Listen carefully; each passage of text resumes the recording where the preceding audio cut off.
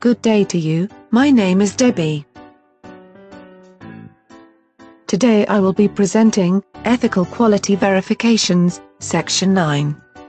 This section is critically important, as these constructs really are the keys in determining the integrity of any individual.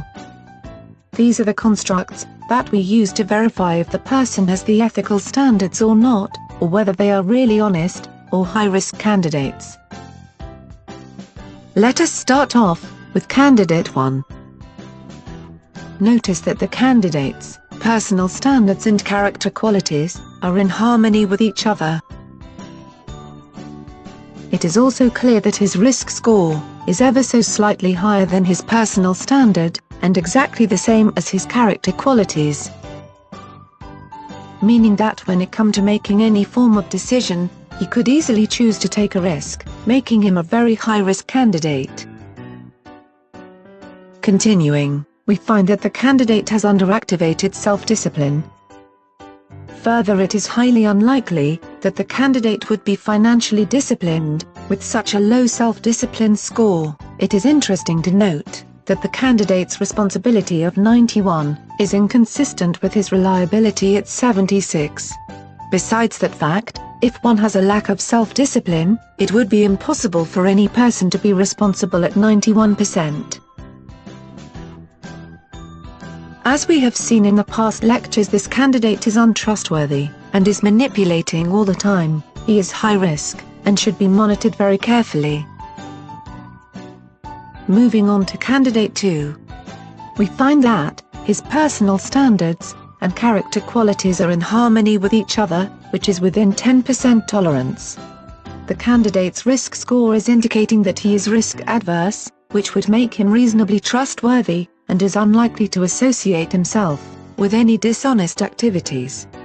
Notice that the candidate has reasonable scores in both self and financial discipline, making it consistent. You will also find that the candidate's responsibility score of 99 is out of touch with the reality, meaning that he is using impression management. However, his reliability score is in harmony with that of responsibility. The candidate has a slightly overactivated stress level, which is actually good for a person who is responsible and reliable. The candidate is highly motivated by financial compensation, meaning that you could motivate him, through financial reward, to go the extra mile. Moving on to Candidate 3. The candidate's personal standards are reasonably acceptable, and consistent with his personal qualities, which are consistent with each other. Focusing on his risk, we find that he is claiming to be risk adverse. Notwithstanding this fact, we have found this candidate to be inconsistent in the past. Self-discipline is optimal, but it is inconsistent with his personal standards and character qualities. We notice that the reliability is inconsistent with his responsibility. You will find that his emphasis on financial compensation is very unusual, especially when we looked at his other value constructs in Section 8, such as authority and autonomy. This candidate has proved to be untruthful, so keep him in mind when looking at the next section, which would be Section 10. Now moving on to Candidate 4. Previously, we found that this candidate had consistently and intentionally tried to manipulate, with personal standards of 99 and risk at 21, which cause very high stress levels, which in this instance is not true, once again showing manipulation. Adding to the problem, the candidate's reliability is inconsistent with his responsibility. It will serve no purpose to try and explain anything further other than to take serious note that this candidate's manipulation makes him a very high-risk candidate. Let us move on to Candidate 5. Discussing the candidate's risk level, we notice it is slightly higher than his personal standards, and his character qualities are slightly reversed. This means that his risk is at the same level as his personal standards, in order of importance, placing him in the very high-risk category. Due to his high risk and low personal standards, makes his responsibility and reliability inconsistent.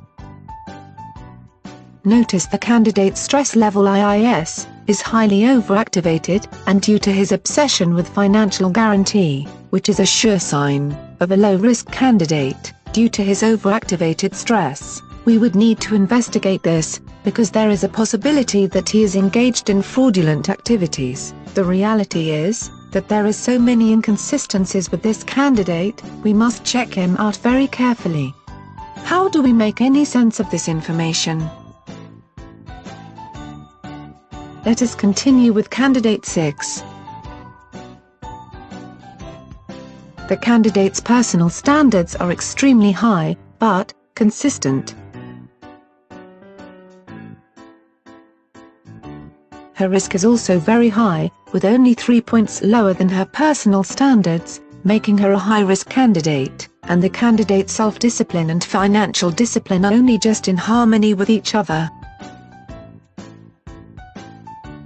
Amazingly enough, he is using impression management, by stating he is 96% responsible, but rarely has any stress IIS at all. With a high score of 96% responsibility, one would definitely stress at a far higher score than has presented here. The candidate is high risk, and must be monitored carefully. Adding to this scenario, it is very unlikely that the candidate would be financially disciplined, with a minimum interest in financial compensation. We have noticed that this candidate has been dishonest in all our previous lectures, so we are only going through the training process, so you understand the combinations. Moving on to candidate 7, who is another one of the candidates that has been proven to be untruthful in previous sections, but let us just proceed for interest's sake. Notice that the candidate is a very high-risk individual, simply because his risk score is far higher than his personal standards, and therefore he would become a fraud suspect. Adding to this suspicion, research has proven that the majority of fraud suspects show they have little interest in money, because they are trying to divert our focus from them, simply because they think as investigators, we would be looking for someone who is motivated by money. Notwithstanding the fact that the candidate's financial discipline is inconsistent with both financial guarantee and compensation. Lastly, we would have to conclude that the candidate's responsibility and reliability scores are false, due to the constant manipulation used in the survey. As we arrive at candidate 8, we find the candidate's personal standards and character qualities are in harmony with each other, and having a reasonable risk intensity. We find that the candidate is not financially disciplined, as she has little interest in financial compensation or status. We find that the candidate has overactivated stress, which is a sign of responsibility, which is optimal. Although the candidate has optimal responsibility, it is inconsistent with reliability, which ultimately there is some impression management being implemented.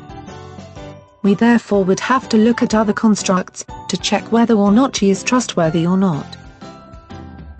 That concludes this section, and we will see you at the next lecture, which will be at section 10, where we will verify interest in people.